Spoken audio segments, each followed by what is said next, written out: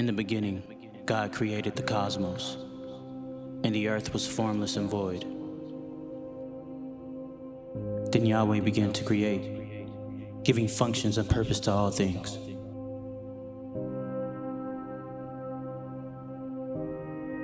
Lastly, Yahweh created icons, humans. They would image Him. He gave them responsibility. Their task? Making the earth a paradise and being in relationship with the eternal God forever. But Yahweh formed man as imperfect and corruptible icons vulnerable to sin. A serpent, the shining one, deceived man, causing them to rebel against Yahweh. Yahweh, in mercy, removed man from the garden, cursing them to live the rest of their lives away from His presence. Man's position in God's created order had been tarnished. Man would experience not only physical death, but also spiritual death.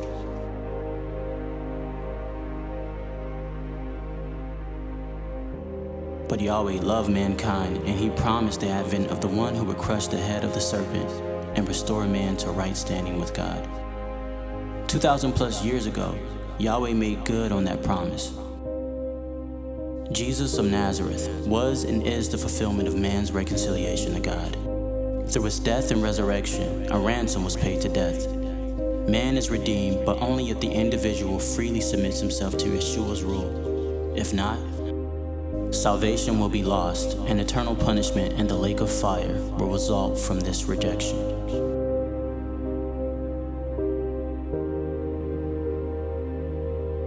Jesus explains hell in the most painful of terms. Jesus speaks of hell more than anyone else in the Bible.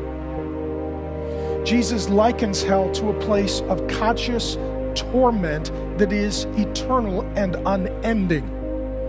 Jesus says that it will be a place where people will be weeping profusely and that they will be gnashing or grinding their teeth in agony. Friends, have you seen someone in so much pain that their lips are quivering, their jaw is shaking, their eyes are weeping? Forever and ever and ever and ever and ever and ever and ever. This is a gloomy ending to an otherwise epic narrative of a God infinitely in love with His creation and sought to do all that He could to save as many as He could, knowing that most of them would perish in eternal fire. Shockingly, this ending has been the majority held position in the church for the past 1,500 years, but it wasn't and isn't the only position that has been held in the church. In fact, there have been historically 3 different views about eschatological punishment, stemming back as far as the early centuries of the church. The others, and admittedly the minority-held positions, were conditional immortality, which says that immortality is solely reserved for the saved, and those who reject Christ are utterly destroyed, body and soul, forever. The other position is the doctrine of the apokatastasis, or universal reconciliation. Universal reconciliation is the doctrine of the final restoration of all sinful beings to God and to the state of blessedness. This doctrine is the one that I will argue for in this series, and if the apokatastasis is the true scriptural position, then by default, eternal punishment of any sort must be false.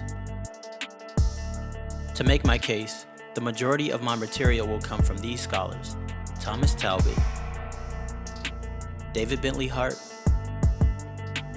and Robin Perry. There's more than that, but those are the primary sources that I will be pulling from. In the next video, we will go over the scriptural support for my position, mainly from Paul's epistles, explaining how a universalist interpretation of key passages makes more sense than the eternal punishment interpretation does. My goal in the next video is not to provide an exhaustive case where I deal with every possible passage that could be a defeater for my position. I aim to lay out a paradigm which makes it easier for those conditioned to see eternal punishment in the text, that there are alternative approaches to interpreting key proof texts for eternal punishment, and to also bring to light the often overlooked verses which seem to indicate Paul's belief that all will be well.